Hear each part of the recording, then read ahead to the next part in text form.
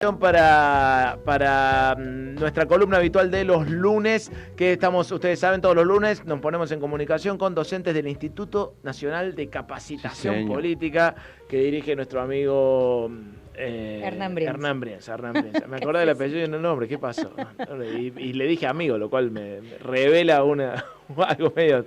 Bueno, el INCAP, el Instituto Nacional de Capacitación Política, está todos los lunes en Siesta Clandestina en Nacional Córdoba con contenidos, bueno, que nos ayudan un poco a formarnos, a tratar de también combatir esta movida tan presente en los medios hegemónicos sobre todo y en vastos sectores de la sociedad de cierta despolitización, ¿no? Cierto, como convencer a la sociedad de que toda actividad política está siempre teñida de algo oscuro, de corrupción, y bueno, debilitando a la herramienta más poderosa con la que contamos para transformar la sociedad, que es justamente la política. El INCAP está todos los lunes aquí en Siesta Clandestina, siempre con una docente diferente, por suerte, vamos a ir tomando distintas perspectivas. En el caso de hoy estamos en comunicación con Juan Pablo Enríquez. Juan Pablo Enríquez es docente de la Universidad Nacional de Entre Ríos, contador de la Universidad Nacional de Entre Ríos, docente en el Instituto Nacional de Capacitación Política, INCAP, docente de Economía en la Universidad Autónoma de Entre Ríos y miembro del colectivo EPA. Hola Juan Pablo, muy buenas tardes. María Elena Troncoso, Andrés López y Emanuel Rodríguez, te saludamos desde Nacional Córdoba. ¿Cómo estás? María Elena, Andrés y Emanuel, ¿cómo les va? Un gusto para mí poder conversar con ustedes en esta tarde. No, por favor, el gusto es absolutamente nuestro. ¿Actualmente estás trabajando en Buenos Aires o en Entre Ríos? Estoy trabajando de forma virtual, sí, pero para Buenos Aires. Esta posibilidad que nos ha dado el tema de la cuarentena, de la pandemia y demás, así que estamos trabajando cerquita, oficina estás virtual. acá nomás, cerquita de Córdoba. Pero estoy en Entre Ríos, claro. en la ciudad de Paraná, sí. Donde hemos visto los espectáculos del Peroncho de manera agraciados y aplaudiendo muchísimo en épocas de resistencia. Oh, bueno, muchas gracias. Sí, fui un par de veces. ¿Lo fuiste a ver a Peroncho? Sí, 3 veces. ¿Pusiste la gorra? No, es como que no me cansaba la primera vez y tenía que ir otra vez. ¿Puso la gorra, maestro, o no? Por supuesto, siempre. Bien. ¿Hay gente que hace con la manito así que parece que está poniendo algo y no pone nada o no? No, la verdad que es muy buen espectáculo. Maestro, nada que objetar, con actualización permanente de contenido y riéndonos mucho en una época muy difícil de Argentina, así que la verdad me saco el sombrero. Bueno, muchas gracias. Qué buena la columna de hoy. Sí. Igual, el que se saca el sombrero es Emanuel para pasar la gorra. Fui varias veces a Paraná, hermosa ciudad y siempre muy linda convocatoria de compañeros y compañeras. Actué en el PJ, en ATE. En Santa Evita también. En Santa Evita, qué lindo lugar. Sí. Hermoso lugar, Bueno, muchas gracias por ese recuerdo, Juan Pablo. La verdad que no sabíamos que íbamos a hablar con público de Peroncho. Con público cautivo. No, con público de Peroncho no. Pero bueno, contanos un poquito de qué vamos a hablar hoy en la columna del INCAP. Básicamente hacer algunas apostillas de lo que tiene que ver la actualidad económica de la Argentina. Bien. Por estos días, el expresidente Mauricio Macri va a tener que comenzar a dar explicaciones en la justicia. Hay una reciente denuncia de la Oficina Anticorrupción a todos aquellos que formaron parte del proceso de endeudamiento del país.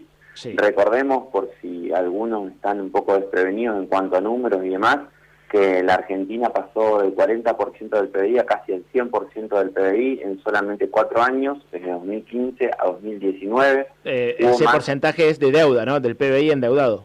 Exactamente, el porcentaje de deuda PBI. Hicimos un endeudamiento superior a los 100.000 millones de dólares, de los cuales se fugaron 86.000 millones de dólares. Fugar significa salir del sistema financiero. Claro. ¿Sí?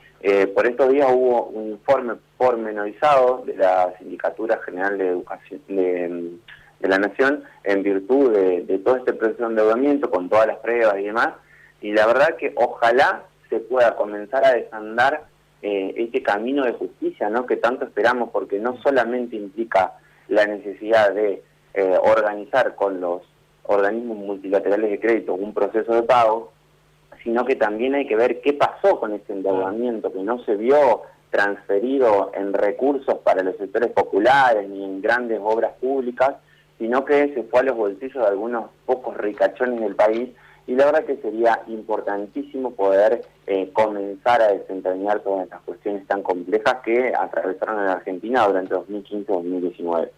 Vos, Juan Pablo, desde tu perspectiva, ¿cuál es tu opinión acerca de esto que dicen algunos dirigentes de la oposición e incluso algún economista más afín como Emanuel Álvarez Agis, de que no se deben judicializar decisiones de política económica de los gobiernos? Curiosamente lo dicen algunos dirigentes de una fuerza que judicializó, por ejemplo, la compra de dólar futuro durante el gobierno de Cristina y con Axel Kicillof como ministro de Economía, ¿no? que culminara hace poco en ese alegato histórico de Cristina. Pero esto de que no se deberían judicializar decisiones de política económica de un gobierno, ¿cuál es tu opinión al respecto? Yo creo que en este caso sí. Porque además es el gran karma que tiene la Argentina a lo largo de su historia. Si nosotros analizamos los procesos de endeudamiento que hemos tenido, sinceramente aquí la justicia debe tomar intervención. No estamos hablando de una medida aislada como fue en su caso en el tema del dólar futuro, que también ha habido avances en la justicia después de las declaraciones de la actual vicepresidenta de la Nación, Cristina Fernández, sino que el tema del endeudamiento ha sido uno de los elementos sustanciales a lo largo de nuestra historia de pérdida de soberanía política y de independencia económica. No tiene que ver con una medida aislada, tiene que ver con una plataforma de gobierno y con una plataforma de saqueo sobre todo, ¿sí?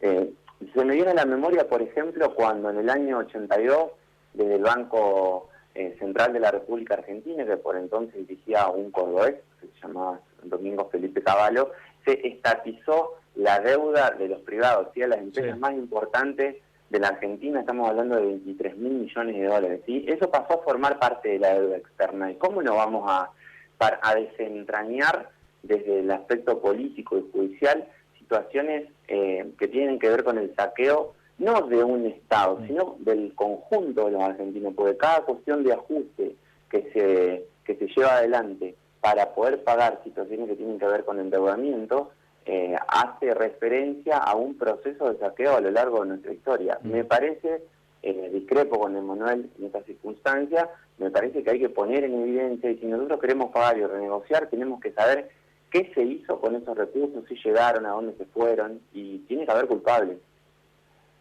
Te pongo un ejemplo de un antecedente inmediato y que además tiene un personaje en común, uno de los demandados en común, ¿no? Que fue la causa del megacanje, que lamentablemente todos guardamos en la memoria la impunidad, ¿no? De cómo quedó absolutamente impune esa causa. Sturzenegger estaba procesado por el megacanje y ahora vuelve a estar bueno, todavía no está procesado, pero es uno de los denunciados, es uno de los 5 principales denunciados junto a Mauricio Macri, a los 2 ministros de Hacienda durante el gobierno de Mauricio Macri, Nicolás Dujovne y el otro no me sale, Lacunza no, a Lacunza no lo pusieron, sino al primero, y a Guido Sandleris y a Sturzenegger como directores del Banco Central.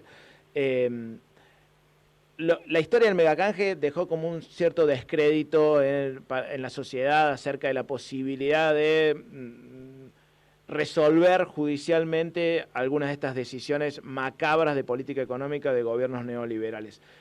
¿Podemos ser más optimistas ahora que a esta denuncia la lleva adelante, la motoriza un gobierno nacional?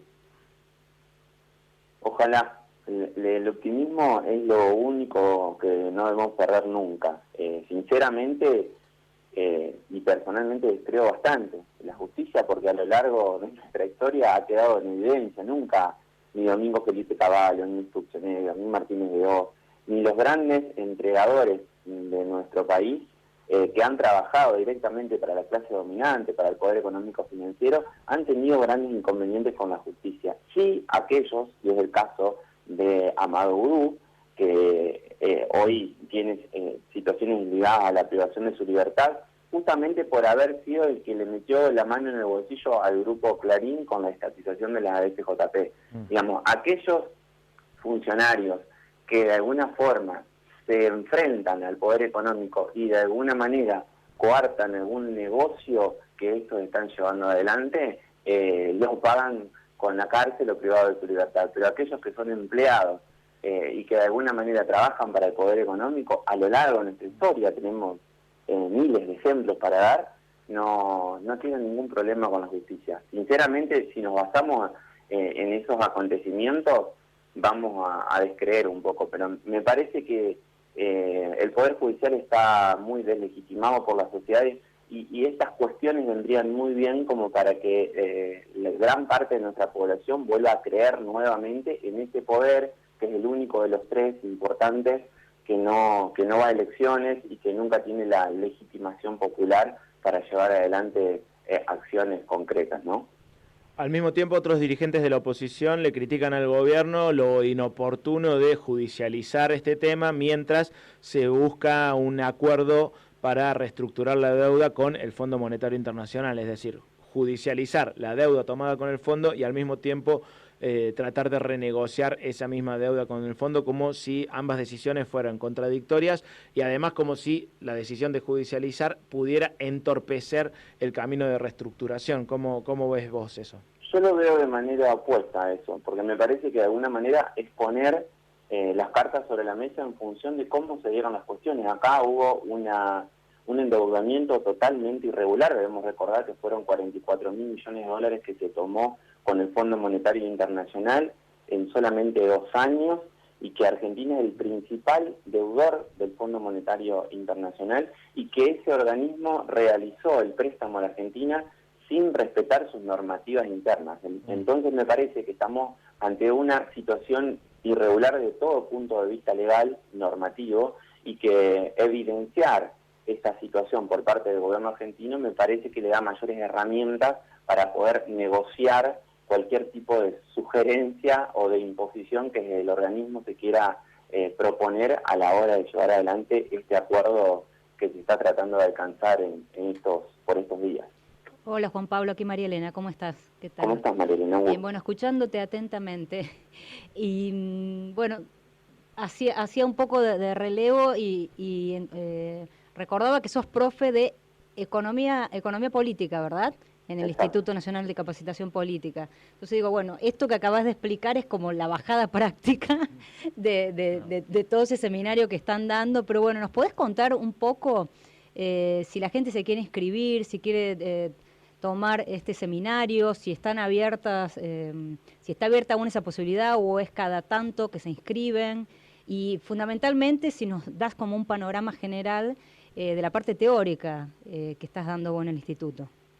En este caso, bueno, decirte que en la página del INCAP, se googlea INCAP, está la plataforma virtual donde se pueden loguear, pueden acceder a todos los cursos de formación gratuita. Hay una enorme cantidad de docentes que vienen llevando adelante diferentes tareas con seminarios. Hubo decenas de miles de inscriptos, alrededor de 10.000 el año pasado, en una operatoria que se comenzó a dar desde mediados de año.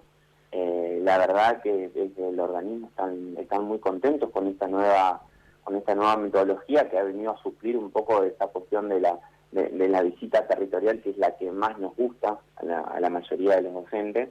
Pero hay una amplia gama de actividades y de acciones para llevar adelante en términos de formación política, centros comunitarios, políticas de género, economía. Se está trabajando en un seminario en la preparación de liderazgos populares, digamos, que es algo que siempre hacemos mención que está haciendo falta, sobre todo en la política faltan líderes que conduzcan los diferentes procesos.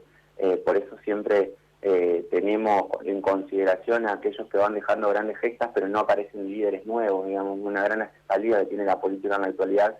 Bueno, hay una enorme cantidad de cursos, está todo dispuesto en una plataforma virtual del INCAP, que se puede hacer muy fácil, y además desde nuestra perspectiva justamente estamos trabajando ahora, ya cerrando en estos días con videos y demás, con otro equipo de docentes, el tema de los procesos de endeudamiento de la Argentina, digamos, tan vigente siempre, ¿no? Y tan ocultado en otros tiempos, pero que gran parte de la mayoría de los argentinos y argentinas no conoce, y que me parece que es importante, porque en virtud de esto se distribuyen los presupuestos y los recursos en función de cómo son las obligaciones que tenemos con el extranjero y cuáles han sido los procesos de endeudamiento, si han sido lícitos o no, me parece que es una temática que hay que instalar y rediscutir permanentemente para alcanzar mayores niveles de conciencia social.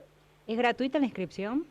Todo es absolutamente gratuito, así que invitamos a las y los jóvenes de la provincia de Córdoba y a todos aquellos que estén escuchando en este momento a que se sumen a estas plataformas virtuales del Instituto Nacional de Capacitación Política y van a encontrar seguramente aquellos seminarios que más les gusten en función de sus intereses políticos y sociales y personales, obviamente.